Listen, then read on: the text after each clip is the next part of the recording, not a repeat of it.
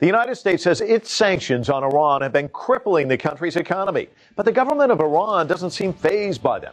Is time running out on the West's showdown with Iran?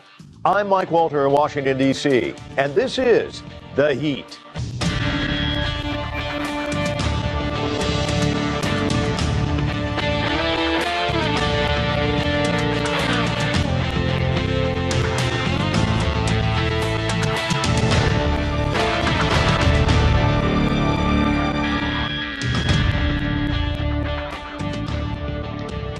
In his State of the Union speech earlier this week, President Barack Obama once again warned the government of Iran that the West will not tolerate Iran's pursuit of a nuclear weapon. The leaders of Iran must recognize that now is the time for a diplomatic solution, because a coalition stands united in demanding that they meet their obligations, and we will do what is necessary to prevent them from getting a nuclear weapon. But Iran remains defiant, and just hours after President Obama's speech, Iranian officials announced the installation of new centrifuges for enriching high-grade uranium at the country's main nuclear facility. So much for ultimatums from U.S. presidents. So is a nuclear-armed Iran unavoidable?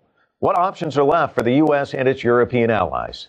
Joining me now to offer his insights is Prince Reza Pahlavi. He's the son of Iran's last Shah, the late Mohammad Reza Pahlavi. And he is also one of the most prominent voices of the Iranian opposition. Prince Reza, thank you for coming in and joining us here on The Heat. We just heard President Obama. I want to get your reaction to that, but something that was kind of a little different. Normally, when there's a statement by the President of the United States in a State of the Union address like this, it's followed by a pledge to support the Iranian people in gaining freedom and democracy in the country. We didn't hear that in this speech this week. Does this signal a shift in the U.S. and its policy towards Iran, do you think? Are we reading too much into this, or what are your thoughts? Well, I've always maintained that what happened 34 years ago in Iran was the coming to power of a bunch of people with a particular ideology, which had nothing to do with the deep desires of Iranians and what Iran is all about. When I hear various heads of states, including American presidents, refer to Iran as a threat, I would first of all propose that they rephrase and say the regime is a threat. Iran has never been a threat. In fact, Iran has always been a peace-loving country and contributing to the world community from centuries ago. Attempting to find a reasonable entente in a sort of coexistence with this regime is futile. Let me tell you why. The essence and existence and purpose of this regime is to export a religious ideology. And for them to survive in this ideology is to defeat the West and everything it stands for. All the values that we recognize in the world today, in the free world, democracy, human rights, and so on and so forth, is poison to this regime. They cannot coexist. Their aim is to destroy the West. And if they do it, and the more means they have to be able to impose their hegemony, they will. That's in fact why they need the nuclear issue, for them to survive. It's almost like asking this regime not to breathe anymore.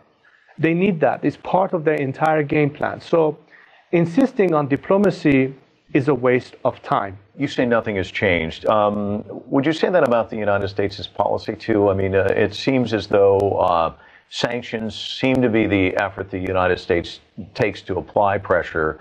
Over time, it doesn't look as though they've worked. If President Obama were to say, Prince, give me some advice, what might it be? Well, my first word, not just to the United States government, but to many foreign governments that have been part of this package of economic sanctions to bring pressure on Iran, is that the entire premise, again, is faulty.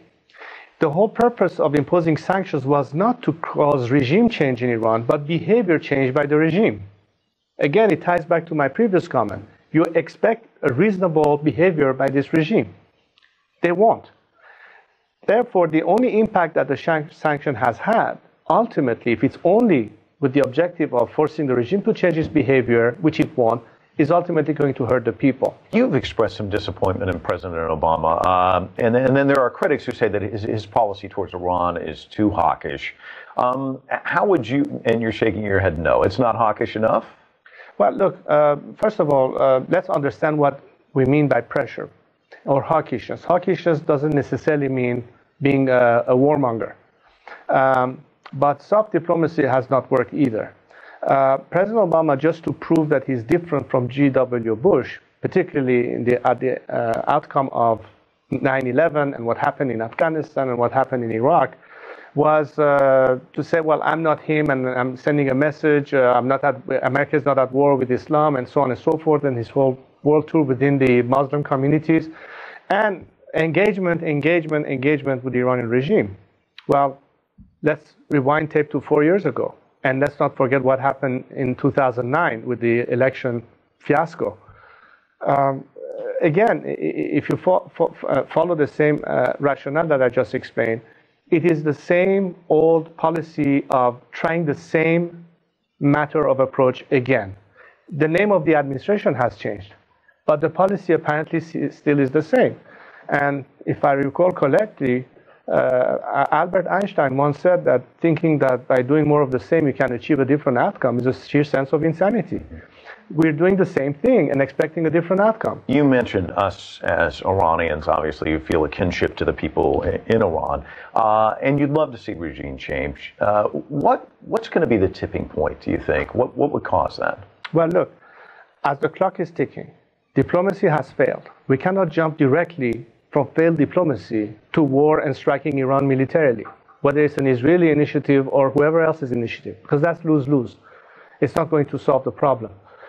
The better way, and a much less costly and far more legitimate way to bring about change, that is to bring the change at the hand of the Iranian people by helping them directly to foment a movement that can ultimately force the regime to paralysis and collapse by means of nonviolent civil disobedience, but carefully orchestrated, packaged, led, and supported by the international community. You do the math. It's going to cost much less. It will not be a scenario of conflict and war. It will not be a threat to the regional stability. And the outcome, most importantly, will resolve in one shot several problems. The problems you have with proliferation, the problem you have with terrorism and radicalism, the peace process between the Israelis and the Palestinians, and many other issues that ultimately could bring our region to real stability. But the will has to be there. So I think if that decision which is yet to be made, is made in time, we can, in fact, avoid the scenario of conflict. But that window is tight. Therefore, action needs to be taken now. You and I had a chance to talk briefly before this interview, and I asked you about the election. You said, what election? You don't really hold it in high regard, but do you have any predictions or thoughts about it? Well, it would be insulting to call this mockery of a process an election in the sense that you talk about elections in any democratic country. And as such, it has always been the regime fronting a pre-screened candidate and trying to play with people's heads and survive just a bit longer. But nobody is taking the system seriously or legitimately. What the people are really frustrated with is that when they cannot overcome this regime easily as a result of its severe repression, they don't see, on the other hand, any real support for change. They hear a lot of lip service. They hear a lot of claims about we support the Iranian people in, or we support the Iranian people that, coming from the mouth of an American president or some other world leader. But in reality, you continue negotiating with this regime and its representatives only, and there's no real dialogue or support for the real forces of the country that are democratic, that are peace-loving, and represent the great majority of the Iranian nation. You know, when I look at you, you can see a little bit of your father in you. Obviously, there's a striking resemblance. You were a teenager when he fell from power. If there was a way to turn back the clock and go back in time and give him some advice, knowing what you know now, what might you have said to your dad about his leadership or his style, or do you think there's anything that could have been done to change history? You know, should have, could have, would have. I don't think that way. I'm the kind of person who moves forward. I don't get stuck with what happened. I may want to analyze it. I may want to question to see why something happened the way it happened. But I'm not stuck in it. I think the objective should be, now what? Where are we now? Where do we want to go? It basically means foresight.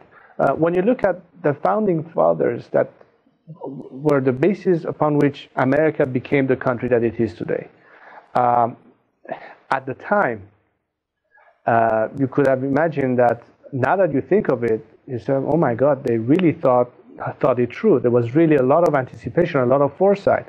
Well, again, this foresight should be the result of having learned from something. Old Europe and the lessons drawn from there led to all the ideology or philosophy that led to the Declaration of Independence, that led to the articles that formed this country. Now, each country may have its own sets of history and references, but it's always this objective of moving forward that should be key.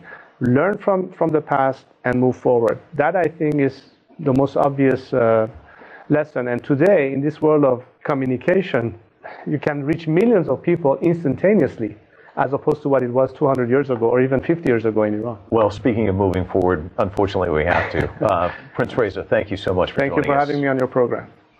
When we come back, The View from Tehran. That's coming up in just a few moments. Stay with us.